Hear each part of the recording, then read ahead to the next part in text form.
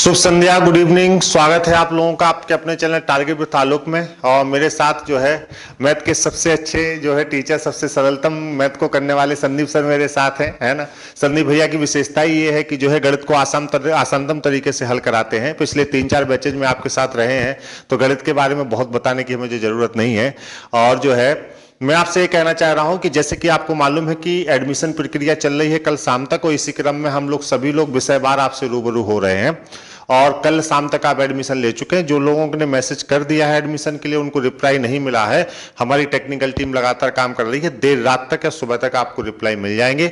और जिन लोगों ने एडमिशन ले लिए हैं वो बिल्कुल भी परेशान ना हो। हम लोग यहीं आके उनको जो है कब से कक्षाएं दी जाएंगी उसकी डेट को अनाउंस करेंगे, है ना।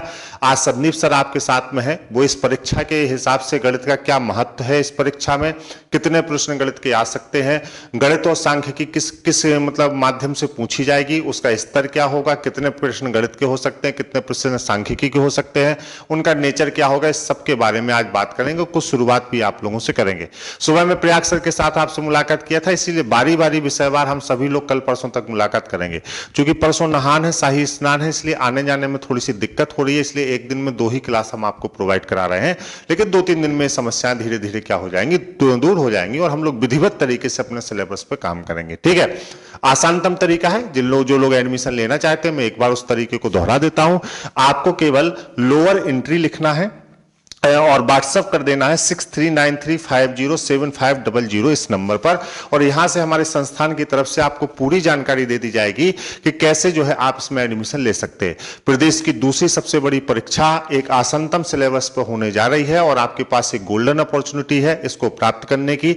ऐसे मौके बार बार नहीं मिलते। 2 वर्ष से लोअर के पद रुके हुए थे, और 2 वर्ष के बाद इस परीक्षा की जो है विज्ञप्ति आई है। आप लोग तैयार हो जाए, हम लोग पूरी तरह से तैयार हैं। हम लोग जो है साधनों से, संसाधनों से, पीडीएफ से, टेस्ट सीरीज से, और पूरी तरह से तैयार है कि आपको आपके लक्ष्य तक जरूर पहुंचाएं। पूरी ईमानदारी से पूरी टीम तैयार है।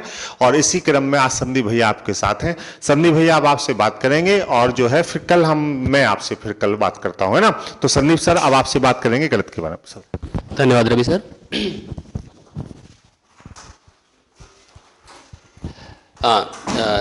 एक बार मैं भी आप सभी का इस चैनल टारगेट विद ताल्लुक के माध्यम से स्वागत करना चाहूँगा।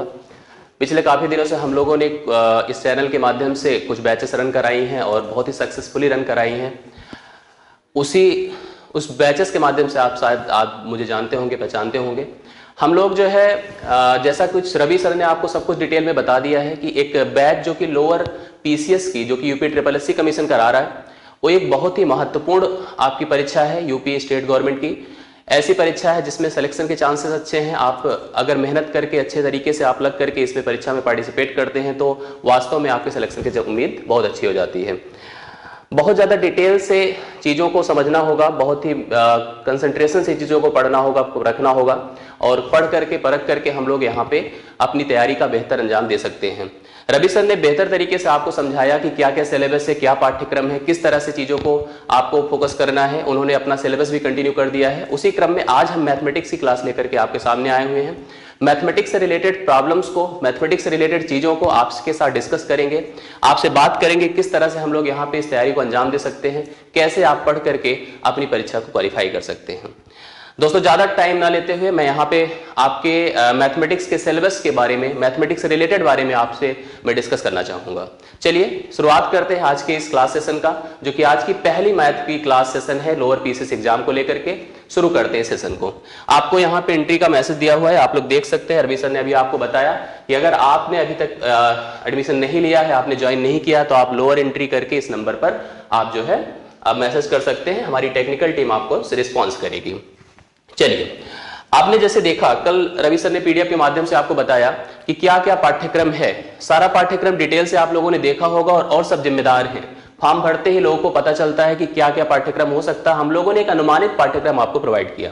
अभी हालांकि जो है कमीशन के द्वारा कोई इस तरह का पाठ्यक्रम नहीं दिया गया है, लेकिन आप सबको पता है कि आप सब खुद इतने जिम्मेदार हैं और समझदार हैं कि पाठ्यक्रम में क्या हो सकता है। पाठ्यक्रम में हमारे कंटेंट की बात किया जाए तो इसको 2 टर्म से जोड़ा गया है। आपको बताया गया science and arithmetic, science and mathematics. और जब मैथमेटिक्स को उठा के देखिएगा, साइंस जैसा कि आपको प्रयाग सर पढ़ा रहे, एक बहुत ही अच्छे टीचर, बहुत ही एक्सपीरियंस टीचर हैं, उनके माध्यम से आप साइंस की बेहतर तैयारी करना शुरू कर दीजिए। आप मैथमेटिक्स की बात करिए तो मैथमेटिक्स को 3 पार्ट्स में यहां पे बेसिक मेंशन किया गया है। जनरल एक पार्ट मैथमेटिक्स का बताया गया जिसमें आपको बोला गया है अंगणित, अगर हिंदी में हम बात करें मैथ्स को लेकर के, अंगणित की बात की गई, अर्थमेटिक की, अलजेब्रा की बात की गई है, बीजगणित की, और ज्योमेट्री की बात की गई है। मैं आपको एक बार फिर से समझा देता हूं कि अर्थमेटिक बोला गया है अंगणित जिसको कहते हैं हम लोग हिंदी में, अलजेब्रा जिसको हम लोग बीजगणित कहते हैं, और यहां पे बाद में है रेखा गणित। मैं आपको यहां पे चीजों के बारे में बता रहा हूं। इसके साथ साथ अगर इस पोर्शन को हम कंप्लीट माने, जो कि एक जनरल मैथमेटिक्स की तैयारी के लिए यहाँ पे अप्लाई किया जाता है, पढ़ा जाता है, किसी भी परीक्षा को किसी भी कमीशन के द्वारा आयोजित की गई परीक्षा के माध्यम से अगर आप कोई भी एग्जाम देते हैं, किसी भी परीक्षा में पार्टिसिपेट करते हैं, तो ये बेसिक मैथमेटिक्स का पार्ट तो आपको पढ़ना ही पढ़ना होता है। इवन आप सीसैट का पेपर भी उठा के देखते हैं तो आपको इनमें से रिलेटेड प्रश्नों को सॉल्व करना पड़ता है। इसके साथ साथ एक और पोर्शन है, हम लोग वहां पे भी उसको भी डिस्कस करेंगे, जिसको आप स्टैटिस्टिक्स कहते हैं। स्टैटिस्टिक्स में हम 2 पार्ट्स में इन चीजों के बारे में बात करते हैं अभी कैसे स्टैटिस्टिक्स पढ़ना है, जिसको हम लोग सांख्यिकी कहते हैं, बेसिकली सांख्यिकी कहते हैं। लेकिन सांख्यिकी में भी मैं आपको बताता हूं कि किस तरह से सांख्यिकी को हमें यहाँ पे टोटल पढ़ना है। एक सेकेंड, चलिए सांख्यिकी को अभी भी देखते हैं और बाकी चीजों के बारे में भी हम बात करते हैं आपसे। तो मैं आपको बता रहा था कि यहाँ पे जो हमारा पोर्शन है टोटल मैथमेटिक्स का, अगर आप देखेंगे तो बड़ा लिमिटेड दायरा नजर आता है। जैसे आपको बताया गया 50 क्वेश्चन आते हैं तर्क शक्ति के, उसी तर्क शक्ति के साथ अगर हम देखें तो 25 से 30 क्वेश्चन का दायरा होता है आपके लोअर पीसीएस एग्जाम में। अगर आप 25 से 30 क्वेश्चन को फोकस करते हैं, कभी कभी देखिए डिपेंड करता है, कोई एक निश्चित आंकड़ा नहीं होता है, लेकिन ये मान के चलिए कि आप 20 से ज्यादा क्वेश्चंस को फेस करना ही होता है आपको। तो 20 से 30 क्वेश्चन के माध्यम में आप यहाँ पे टोटल मैथमेटिक्स का कोर्स कंप्लीट करते हैं। अब अगर हम यहाँ पे देखें, जैसे हमें जनरली तो अभी 3 पार्ट्स आपका दिखेगा, आपको दिखेगा अर्थमेटिक्स, आपको दिखेगा अलजेब्रा, आपको दिखेगा ज्योमेट्री। लेकिन आप विगत वर्षों के पेपर्स को उठा के देखेंगे तो आपको पूरी अर्थमेटिक्स नजर आएगी जो कि वनडे एग्जामिनेशन में पढ़ी जाती है। आपको पूरा बीजगणित, पूरा अलजेब्रा नजर आता है जो वनडे एग्जामिनेशन में पढ़ा जाता है। पर कहने को रेखा गणित यहाँ पे होता है, लेकिन आप जब पेपर उठा के देखेंगे और कहीं से पीडीएफ डाउनलोड करते हैं पेपर्स का, तो आपको पता चलेगा मेंसुरेशन का पार्ट भी इन्वॉल्व है। मतलब केवल रेखा गणित नहीं है जिसको हम ज्योमेट्री अलग से मान के चलते हैं जब एडवांस मैथमेटिक्स पढ़ते हैं, तो हम वहां पे मेंसुरेशन का पोर्शन भी यहाँ पे कंटिन्यू करते हैं, जिसमें आपको आयत से रिलेटेड, वर्ग से रिलेटेड, वृत्त से रिलेटेड, समांतर चतुर्भुज से रिलेटेड, समचतुर्भुज से रिलेटेड, मतलब जितने भी समतल आकृतियां होती हैं उनके क्षेत्रफलों, उनके परिमापों के बारे में भी पढ़ना होता है। इन सब चीजों का कंप्लीट एक पाठ्यक्रम हमारा बनता है। हम लोग इतने अवेयर होते हैं, हमारी इतनी मैच्योरिटी होती है जब हम इस लेवल का एग्जाम देते हैं, तो हमको ये पता होता है कि अंगणित हमारा क्या क्या इंक्लूड करता है। बहुत ज्यादा अभी अगर हम यहाँ पे डिस्क्रिप्टिव बताएं चीजों को तो आपको केवल और केवल यहाँ पे कंफ्यूजन होगा। मैं आपको चीजों को बड़ी सिंप्लीफाइड वे में बता रहा हूं कि अंगणित में प्योर अंगणित है, जो अंगणित आप जनरली किसी वनडे एग्जामिनेशन की प्रिपरेशन के लिए पढ़ते हैं। एक एक चीजों के बारे में थोड़ा थोड़ा हम लोग यहाँ पे डिस्कशन करते हैं। तो मैं आपको जैसे बता रहा था कि अंगणित में बेसिकली हमें क्या पढ़ना है। अंगणित में आपको पूरी की पूरी बेसिक नंबर सिस्टम, संख्या पद्धति जिसको हम लोग कहते हैं, कैलकुलेशंस की बात किया जाए तो टोटल सिंप्लीफिकेशंस, सिंप्लीफिकेशन के साथ इन्वॉल्व रेशियो प्रपोर्शन जिसको अनुपात समानुपात, लासा मासा, औसत और इस तरह से संबंधित जितने भी टॉपिक्स होते हैं उनको पढ़ा जाता है। अगर हम उससे रिलेटेड कैलकुलेशंस को और इंप्रूव करें तो आपको हम बता दें, आपको प्रतिशत भी पढ़ना है। प्रतिशत के जितने भी आपके पार्टिसिपेंट्स पार्ट्स होते हैं, लाइक आपके लाभ हानि हो गया, आपकी छूट हो गया, साधारण ब्याज, चक्रवृद्धि ब्याज, इसके साथ साथ अगर हम लोग चाल दूरी समय का पोर्शन कंप्लीट करें, और चाल दूरी समय में हम बोट एंड स्ट्रीम, नाव धारा और साथ साथ हम ट्रेन का भी कॉन्सेप्ट पढ़ते हैं। टोटली अगर हम आगे बढ़ते चले जाएं तो हम लोग वहां पे टाइम एंड वर्क जिसको हम कार्य समय कहते हैं, और साथ साथ उससे रिलेटेड नवल और टंकी का भी पोर्शन भी पढ़ा जाता है। अर्थमेटिक में मिश्रण का भी यूज यहां पे बहुत ही अच्छी तरीके से दिया गया है। मिश्रण केवल और केवल आपका किसी एक पर्टिकुलर चैप्टर पे इन्वॉल्व नहीं है, पूरे रेशियो प्रपोर्शन को इंक्लूड करता है, पूरे अनुपात समानुपात का पोर्शन इसमें आता है, साथ साथ प्रतिशत का यूज उसमें पूरी तरह से अप्लाई किया जाता है। चाल दूरी समय भी आपको दिखाया जाएगा मिश्रण का अप्रोच कैसे होता है। इसके साथ साथ अगर जब हम बात करते हैं रेखा गणित की, बीजगणित की, तो बीजगणित बेसिकली एडवांस मैथमेटिक्स का पार्ट बोला जाता है। जब एडवांस मैथमेटिक्स हम लोग पढ़ने लगते हैं वनडे एग्जामिनेशंस की तैयारी के दौरान, तो वहां पे बीजगणित सबसे पहले या बीच में पढ़ाया जाता है। बीजगणित में क्या क्या चीजें होती हैं आपको अच्छी तरह से पता है। यहां पे सर्व समीकरणों का प्रयोग किया जाता है, आइडेंटिटीज का यूज किया जाता है, वर्ग के फार्मूलों का, घन के फार्मूलों का एक बड़े स्तर पर प्रयोग किया जाता है। यहां पे समीकरण पढ़े जाते हैं। समीकरण में आपको जितने भी प्रकार के समीकरण का कॉन्सेप्ट होता है, जिसमें आपको चर और अचर राशियों को लेकर के जो समीकरण बनाए जाते हैं, चाहे वो रैखिक हो, चाहे द्विघात हो, चाहे इवन त्रिघाती कुछ समीकरणों की बात की जाती है। लेकिन अगर प्रॉपर्टीज की बात किया जाए तो प्रॉपर्टीज में हम लोग यहाँ पे रैखिक समीकरण में एक वेरिएबल और दो वेरिएबल के समीकरण पढ़ते हैं, और अगर हम बात करते हैं यहाँ पे द्विघात समीकरण में तो हम केवल एक वेरिएबल का समीकरण पढ़ते हैं। समीकरण पढ़ा जाता है जिससे कि हम अलजेब्रा के बेसिक टर्म्स को पूरा कंप्लीट कर सकें। रेखा गणित आप सबको पता है, कोणों का, भुजाओं का और क्या कहते हैं सरफेसेस के यूज पे डिपेंडेंट होता है, आकृतियों के नेचर पे डिपेंडेंट होता है, कोणों के एनालिसिस करना, कोणों का मान पता करना, भुजाओं के बीच संबंध स्थापित करना, इन सब चीजों से लेकर के रेखा गणित को टोटल हम कंप्लीट करते हैं। उसी में मैंने आपसे जैसे बताया कि पूरी तरह से जब पेपर आप उठा के देखेंगे तो आपको खुद ही एहसास हो जाएगा केवल रेखा गणित नहीं है, ये केवल और केवल रेखा गणित के साथ साथ मेंसुरेशन का भी पोर्शन इसके साथ इन्वॉल्व है। आप पेपर देखिएगा तो समझ में आ जाएगा। एक जो बहुत इंपॉर्टेंट पार्ट इसमें अटैच्ड है, आप देख लीजिएगा, सांख्यिकी। सांख्यिकी आप ध्यान दीजिएगा, यहां पे सांख्यिकी जिसको हम स्टैटिस्टिक्स कहते हैं, यहां पे इसको आंकड़ों के आकलन पर डिपेंडेंट दिया गया है, आंकड़ों का आकलन बोला गया है। अब आंकड़ों के आकलन की बात की जाए तो आंकड़ों का आकलन दो प्रकार से हम लोग पढ़ते हैं। एक तो जनरली हम लोग को मेजर ऑफ सेंट्रल टेंडेंसीज के बारे में बताया जाता है, माध्य मानों के काउंटिंग के बारे में बात की जाती है। माध्य मानों की बात किया जाए तो मीन पढ़ा जाता है, मीडियन पढ़ा जाता है, हिंदी में बात करें तो इसको हम माध्य कहते हैं, माध्यिका कहते हैं, और मोड मतलब बहुलक कहते हैं। अगर हम इनको बनाने के अप्रोच की बात किया जाए तो हमें कुछ रिप्रेजेंटेशन भी पढ़ना पड़ता है, डेटा रिप्रेजेंटेशन। डेटा रिप्रेजेंटेशंस की बात करें तो हम लोग वहां पे बार डायग्राम पढ़ते हैं, बार डायग्राम, पाई चार्ट पढ़ते हैं हम लोग, लाइन डायग्राम पढ़ते हैं हम लोग, और हिस्टोग्राम पढ़ते हैं। लाइन डायग्राम और हिस्टोग्राम, इन टॉपिक्स को हम लोग यहां पे डिटेल से पढ़ते हैं। क्वेश्चंस के प्रारूप की बात की जाए क्योंकि सांख्यिकी को अलग से दिया गया है, अंगणित, बीजगणित और रेखा गणित को अलग से दिया गया है। तो अंगणित, बीजगणित, रेखा गणित का जो पोर्शन है वो आप ये मान के चलिएगा 80% कवर करेगा, 80+% कवर करेगा। 20 या 15 से 20% का अप्रोच आपका सांख्यिकी से रहेगा, मतलब 3 से 4 क्वेश्चन, 3 से 4 क्वेश्चन आपको सांख्यिकी से मिलेंगे। बाकी 15 से 20 क्वेश्चन का जो अप्रोच रहेगा टोटली आपको अंगणित, बीजगणित और रेखा गणित से मिलेगा। क्वेश्चन का लेवल एक अच्छे लेवल के एग्जामिनेशंस पे बेस्ड रहता है। जैसे एक अच्छे लेवल के एग्जामिनेशंस में मैथमेटिक्स को फेस करने के दौरान हमें तैयारी करनी होती है, उसी तरह से हमें यहां पे भी एक अच्छे लेवल के एग्जाम को ही मान करके अच्छी तरह से तैयारी करनी है। अब आज चूंकि हमने यहाँ पे आपके लेक्चर की शुरुआत करी है, सेशंस की स्टार्टिंग करी है, तो हम ऐसे नहीं करेंगे कंप्लीट, आपको कुछ ना कुछ चीजें यहाँ पे सिखा के जाएंगे, कुछ चीजें पढ़ा के जाएंगे, जिससे कि हो सकता है कि आपके एग्जाम में उनका कहीं ना कहीं से यूज हो जाए और आप किसी हद तक अपनी प्रिपरेशन में उसका योगदान देख सकें। आज हम कुछ अलजेब्रा के टर्म्स, क्योंकि हमने बताया कि बीजगणित का रोल बहुत है इसमें, बीजगणित के क्वेश्चन 3 से 4 या 5 क्वेश्चन आपको बीजगणित से संबंधित दिखेंगे। तो बीजगणित में कितने वैरायटी के प्रश्न होते हैं इसको देखना बहुत जरूरी होता है। बीजगणित को लेकर के लोगों के दिमाग में भ्रम भी बहुत बना रहता है कि बीजगणित एक्चुअली है क्या, अलजेब्रा क्या है। अलजेब्रा मैं आपको बता दूं कि बीजगणित जिसको हम लोग कहते हैं, जब हम किसी भी प्रकार की प्रॉब्लम को मैथमेटिक्स में सॉल्व करते हैं, मैं तो आपको इस तरह समझाऊंगा कि जब किसी भी प्रकार की प्रॉब्लम हम मैथमेटिक्स में सॉल्व करते हैं तो हमें बेसिकली समीकरण की जरूरत पड़ती है।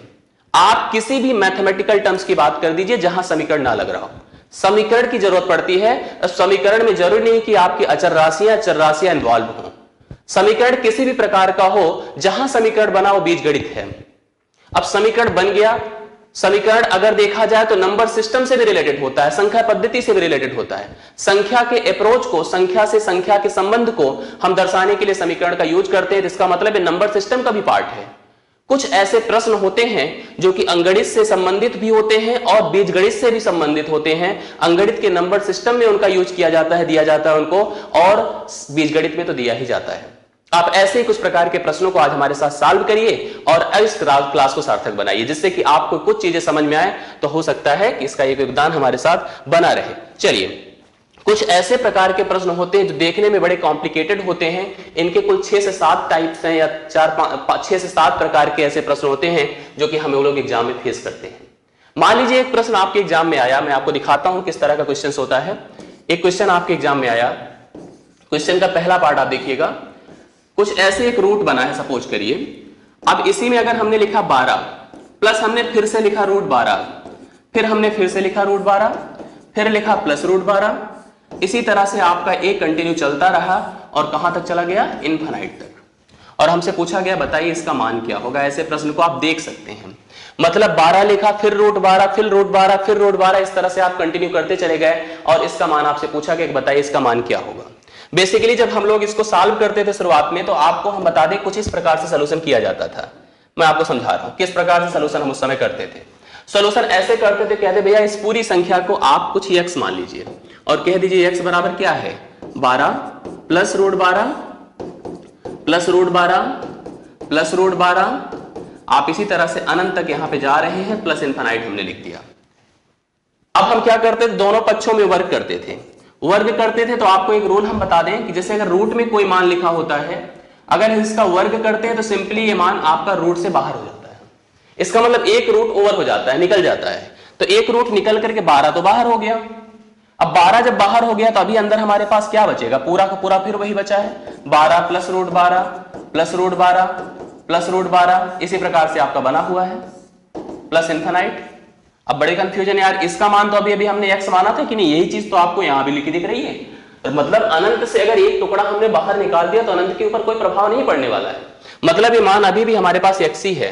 तो मैं इसको लिख सकता था x square plus 12 plus sorry x square is equal to 12 plus मैं इसको x लिख देता।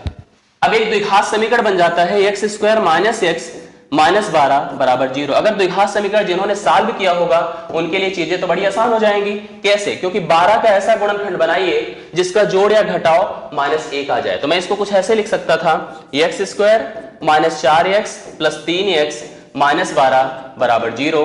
अगर मैं x यहां से कॉमन कर लेता तो x माइनस 4 हो जाता, प्लस 3 कॉमन कर लेता, x माइनस 4 हो जाता बराबर 0। अब मैं यहां से x माइनस 4 लिखूं और यहां पे x प्लस 3 लिखूं बराबर 0, तो आपके x के दो मान नजर आते, एक तो प्लस 4 आता, दूसरा माइनस 3 आता। तो जाहिर सी बात है माइनस तो ले नहीं सकते हैं, क्योंकि माइनस रूट में जाते ही संख्या अनडिफाइंड हो जाती है, इसलिए ये मान आपके पास टोटली कितना माना जाता, प्लस 4 माना जाता। आंसर इसका 4 आता। लेकिन एक कैलकुलेशन ही बड़ा कॉम्प्लेक्स हो गया। अब ऐसे प्रकार के प्रश्नों को सॉल्व करने के लिए आपको सिंपली क्या करना पड़ता है, मैं आपको दिखाता हूं। दो चीजों को नोटिस करना पड़ता है। एक तो आपको ये साइन नोटिस करना पड़ता है। देखिए सब में क्या साइन जा रही है, प्लस की जा रही है। साथ साथ नंबर देखिए, नंबर आपके दो प्रकार के मिलेंगे। जैसे 12 जो लिखा गया है, तो 12 एक क्रमागत संख्या, मतलब इसके जो गुणनखंड होते हैं ना वो क्रमागत होते हैं। 12 की तरह और भी बहुत सारे नंबर आपको दिखेंगे, 42 दिखेगा, 72 दिखेगा, 2 दिखेगा। इस प्रकार का कोई भी एक संख्या आपको नजर आ जाए जिसके जो गुणनखंड हो ना क्रमागत हो। जैसे देखिए 3 गुणे 4 है, मतलब इन दोनों के बीच अंतर कितना होना चाहिए, 1 का होना चाहिए। 3 गुणे 4। अब आप इस 3 गुणे 4 में इसी में आप तुरंत बोल दीजिए कि यही 4 मेरा आंसर है। पहली चीज तो आपको उनमें से जो दी गई संख्या है उसको दो टुकड़ों में ब्रेक करना है। इसका सिंपल तरीका देखिएगा, दो टुकड़ों में ब्रेक करना है। ब्रेक करने के दौरान आप जब पाएंगे जो संख्या हमारे पास, जो उसमें जो बड़ी संख्या रहेगी, क्योंकि मैंने नोटिस किया कि यहां पे साइन प्लस है, अगर प्लस रहेगा तो बड़ी संख्या का यूज करेंगे, बड़ी संख्या आपकी यूज की जाएगी जो गुणनखंड से ली जाएगी। तो आंसर इसका सिंपली 4 हो जाएगा। आंसर कितना होगा, 4। इस प्रकार का कोई भी प्रश्न आप उठा लेंगे, मैं आपको दिखाता हूं। इस प्रकार का कोई भी प्रश्न उठा लेंगे तो सिंपल सा आंसर आपके पास, जैसे हमने यहां पे 72 लिखा, प्लस रूट 72 लिखा, प्लस रूट 72 लिखा, प्लस इसी तरह से रूट 72 लिखते चले गए और आंसर आपके सामने फिर से वही स्थिति। सब में मैं प्लस देख रहा था, प्लस इनफाइनाइट तक गया हुआ था। आप यहां पे क्या कर दीजिए, यहां पे तुरंत 72 के दो टुकड़े करिए, 8 गुणे 9, जिनका अंतर है 1। अगर अंतर है 1 तो जाहिर सी बात बड़ी संख्या आपका आंसर हो जाएगी। तो यहां पे आंसर आपके सामने हो जाएगा 9। ऐसे प्रश्नों को फेस करिए और तुरंत यहां पे इस तरह से सिंप्लीफाइड वे में आंसर बता दीजिए। आंसर कितना हो गया, 9। चलिए अभी जैसे मैंने प्लस का किया उसी तरह से आप अगर माइनस को फेस करते, जैसे मान लीजिए इसी क्वेश्चन में मैं आपको दिखाता हूं, इसी क्वेश्चन में जैसे अगर मान लीजिए मुझसे भी 72 वाला ही हम कर रहे थे, 72 minus root 72 minus root 72 minus root 72 और ऐसे समान आपका बढ़ता चला जाता माइनस इनफिनाइट तक, अनंत तक। ऐसी स्थिति में सेम अप्रोच है, जैसे मैंने वहां प्लस देखा था तो प्लस के लिए आपको बताया कि प्लस में क्या स्थिति बनती है, आपने तुरंत बड़ी संख्या का यूज किया था। अभी मैं माइनस की बात करूंगा तो माइनस में यहां पे 8 गुणे 9, भाई गुणा तो उसी तरह से, ब्रेक उसी तरह से करना है। प्लस की स्थिति में बड़ी संख्या और माइनस की स्थिति में छोटी संख्या आपको यूज करनी पड़ेगी, तो यही 8 आपका आंसर हो जाएगा। क्या होगा? 8 आंसर हो। इस मान का, इस पूरे समीकरण का आंसर 8 हो गया। अब इसी तरह से अगर हम कोई और संख्या उठा लें तो मैं आपको दिखाता हूं। जैसे मान लीजिए आपके पास 2 होता, प्लस रूट 2 होता, प्लस रूट 2 होता, सॉरी इसको आप माइनस कर दीजिए, प्लस भी करेंगे तो आपको पता है क्या हो जाएगा, माइनस भी करेंगे तो आपको कंफर्म हो जा रहा है क्या हो जाएगा, माइनस कर दीजिए, माइनस रूट 2 होगा, माइनस रूट 2 होगा। इसी तरह से अगर हम माइनस अनंत तक चले जाते हैं तो जाहिर सी बात है 2 का जब गुणनखंड करेंगे 1 गुणे 2 आएगा, जिनके बीच का अंतर 1 है, तो आपको आंसर कितना लेना पड़ेगा? 1 लेना पड़ेगा, यही आपका आंसर हो जाएगा। तो मेरी बात आपको समझ में आई होगी। प्लस के लिए आपको क्या लेना है? प्लस के लिए आपको बड़ी संख्या लेनी है गुणनखंड में, और माइनस के लिए आपको छोटी संख्या लेनी है। कंफर्म है? कोई दिक्कत नहीं है। लेकिन क्या हमेशा ऐसे ही नंबर मिलेंगे? बिल्कुल नहीं। आपको कुछ ऐसे नंबर्स भी मिलेंगे जिन नंबर्स में कुछ ऐसी स्थिति भी आपके सामने आएगी। जैसे देखिएगा, आपको मिला जैसे 13 plus root 13 plus root 13 plus root 13 और ये प्लस आपका कहां तक चला जाएगा? अनंत तक। अब आप देखिए कंफ्यूजन है आपके सामने। आपको यहां पे जब ऐसे प्रश्न फेस करेंगे तो आपका ऐसा कोई गुणनखंड तो बन ही नहीं रहा है। ऐसा कोई जब गुणनखंड नहीं बन रहा है जिसमें जो डिफरेंस है अगर 1 का हो जाए, तो ऐसी स्थिति में आपको सिंपल सा क्या करना पड़ेगा, मैं आपको दिखा दे रहा हूं। आपको पहली चीज तो यहां पे एक रूल अप्लाई करना पड़ेगा। रूल देखिएगा, रूल 2 प्रकार से बनेगा, क्योंकि ये क्वेश्चन आपका प्लस वाला भी हो सकता है, माइनस वाला भी हो सकता है। तो मैं आपको समझा देता हूं रूल क्या रहेगा। 4a + 1 हमेशा रूट में अपान 2, और यहां पे एक बार +1 हो सकता है तब के लिए जब आपको यहां की जो साइंस हैं, जो सिंबल्स हैं, ये सिंबल्स आपके प्लस रहेंगे तो। बट अगर यही सिंबल आपके माइनस हो जाए, मतलब ये पॉजिटिव के लिए रहे, ये जो नियम है पॉजिटिव के लिए है। अगर यही नेगेटिव हो जाए तो √4a + 1 तो रहेगा ही रहेगा, इसमें कोई चेंज नहीं है। बट यही जो +1 था वो -1 हो जाएगा, अपान 2 हो जाएगा। तो √4a + 1 -1 अपान 2 हो जाएगा नेगेटिव के लिए। पॉजिटिव के लिए √4a + 1 +1 फिर से अपान 2 आपका क्या हो जाएगा? पॉजिटिव के लिए। तो मैं आपको फिर से समझा दे रहा हूं, देखिए कैसे करते हैं हम लोग। तो यहां पे ध्यान दीजिएगा, जैसे इसी प्रश्न की बात थी तो इसी नियम को अप्लाई किया जाए, क्योंकि यहां सिंबल आप लोग प्लस देख रहे थे, तो बाय रूल आपको चलना पड़ेगा, लिखना पड़ेगा 4a, a की जगह 13 रख दीजिए, क्योंकि a का मान हम 13 मानेंगे यहां पे। 4 गुणे 13 + 1 अपान 2, तो 13 चौके 52 होता है, 52 1 53 हो गया, +1/2, ये मान आपका हो गया। √53 + 1/2 इस समीकरण का मान बन जाएगा। क्लियर है? ये आपको समझ में आ गया होगा कि √53 + 1/2 इस समीकरण का एग्जैक्ट मान माना जाएगा। बट यही समीकरण में अगर बीच बीच में जो साइन है, मैं यहां फिर से लिख के दिखा देता हूं, अगर बीच बीच में यही जो सिंबल्स हमारे पास थे, एक तरह से तीसरा क्वेश्चन आप चौथा क्वेश्चन मान सकते हैं। 13 है, -√13 है, -√13 है, -√13 है, -√13 है। इसी तरह से आपका माइनस इनफिनाइट तक अगर गया होता, अगर ये सारे सिंबल आपके माइनस होते तो बस आपको कुछ नहीं करना होता, आप सिंपल सा उसी रूल में, आप देख लीजिएगा सब लोग, उसी रूल में लिखते √4a + 1 -1 अपान 2, तो सिंपल सा आंसर हो जाता आपके पास 4 गुणे 13 + 1, मतलब उसमें तो कोई परिवर्तन नहीं, बस यहां पे -1/2, 13 चौके 52 1 53 -1/2, ये आपका आंसर हो जाता। 53 √53 -1 अपान 2, ये आपका आंसर बन जाता। तो प्लस के लिए आप ऐसे फेस करेंगे, माइनस के लिए ऐसे फेस करेंगे। ये तब के लिए, देखिए एक चीज और मैं बता दूं, ये जो नियम लिखवाया गया उनके लिए भी काम करेगा, जो अभी डायरेक्ट आपके आंसर बनते थे गुणनखंड के दौरान, उनके लिए भी ये नियम कारगर है, उनके लिए भी ये नियम काम करने वाला है। और एक स्थिति आपके सामने बनेगी 5वें नंबर की, देखिएगा आप सब लोग। 5वें नंबर की स्थिति आपके सामने क्या बन रही है? क्या हमेशा केवल लगातार प्लस रहेंगे या लगातार माइनस रहेंगे? ऐसे ही प्रश्न नहीं मिलेंगे, आप कुछ ऐसे प्रश्न भी मिलेंगे जिसमें पहले प्लस दिख जाए फिर माइनस दिख जाए। जैसे आप देखिएगा क्या हो जाएगा, जैसे यही लिखा होता 13 plus √13 minus √13 plus √13 minus √13 and so on. अगला सिंबल प्लस का होगा, यहां पे जाके इनफिनाइट तक जा रहा है। मतलब एक बार आपको प्लस दिख रहा है, दूसरी बार आपको माइनस दिख रहा है। अब ये स्थिति आई तो क्या करेंगे? ये स्थिति आएगी तब भी वही रूल अप्लाई करेंगे, थोड़ा सा परिवर्तन कर देंगे। रूल देख लीजिए आप सब लोग। रूल रहेगा √4a-3, जो +1 था वो आपका क्या हो जाएगा? -3/2।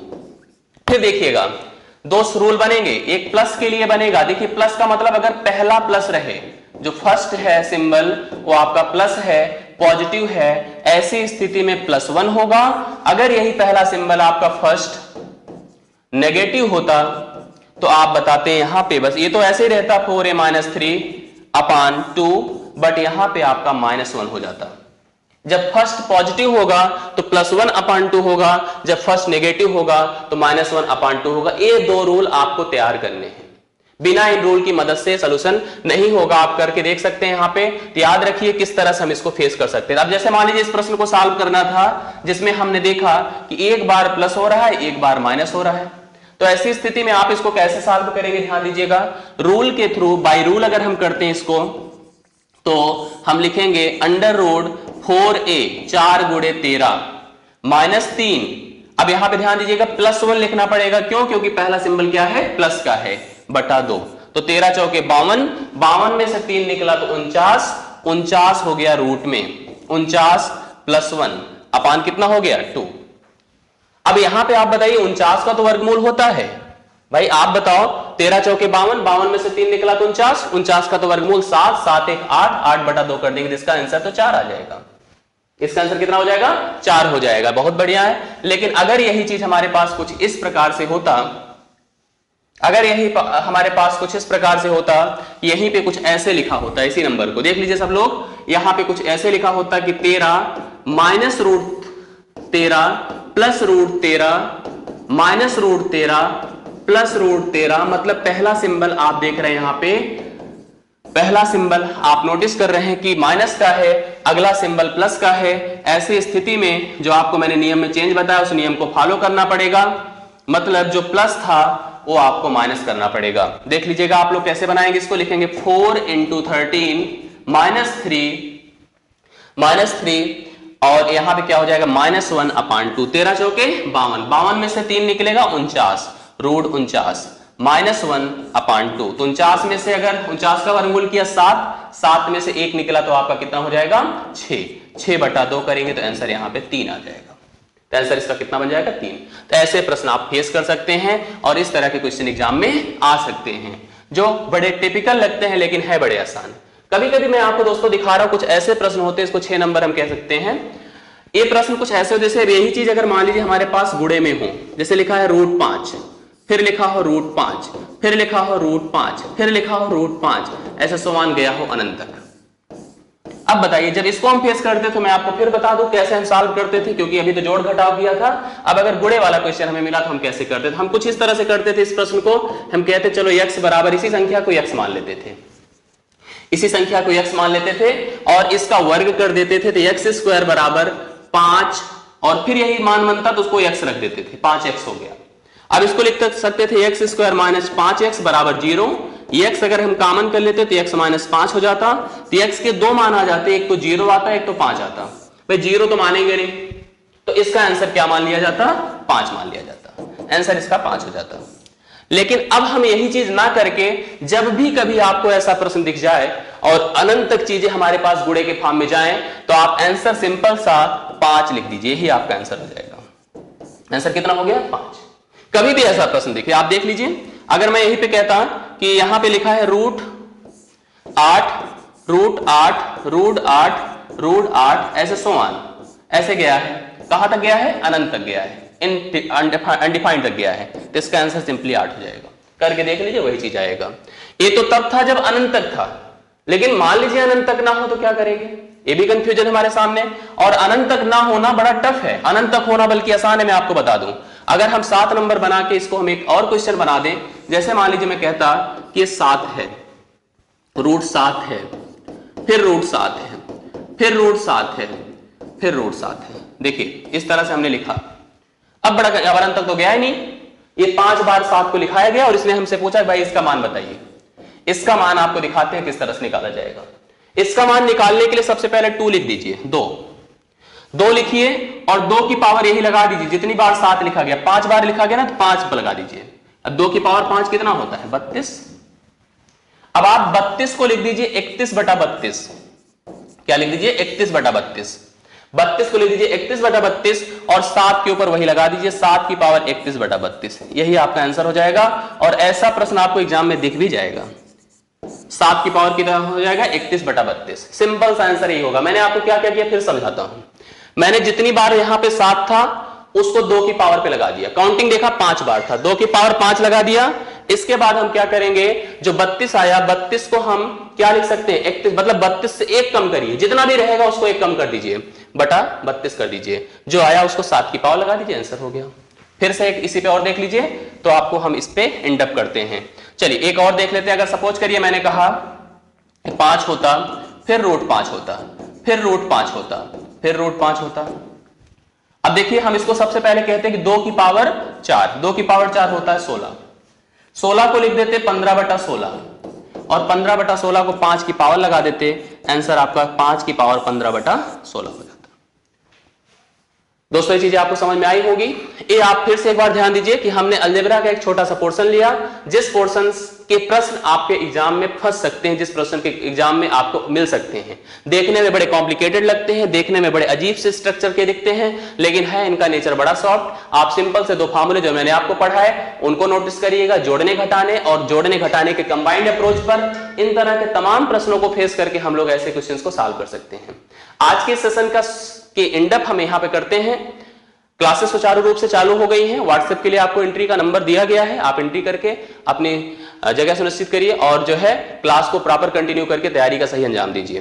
बाकी आपकी क्लासेस कल से प्रॉपर वे में जैसा कुछ चल रहा है उसी सीक्वेंस में चलता रहेगा और जो शेड्यूल हम लोगों ने बनाया उस शेड्यूल पे आपको कंटिन्यू चलता रहेगा। एक प्रॉपर शेड्यूल की इंफॉर्मेशन बहुत जल्द से जल्द आपको दी जाएगी।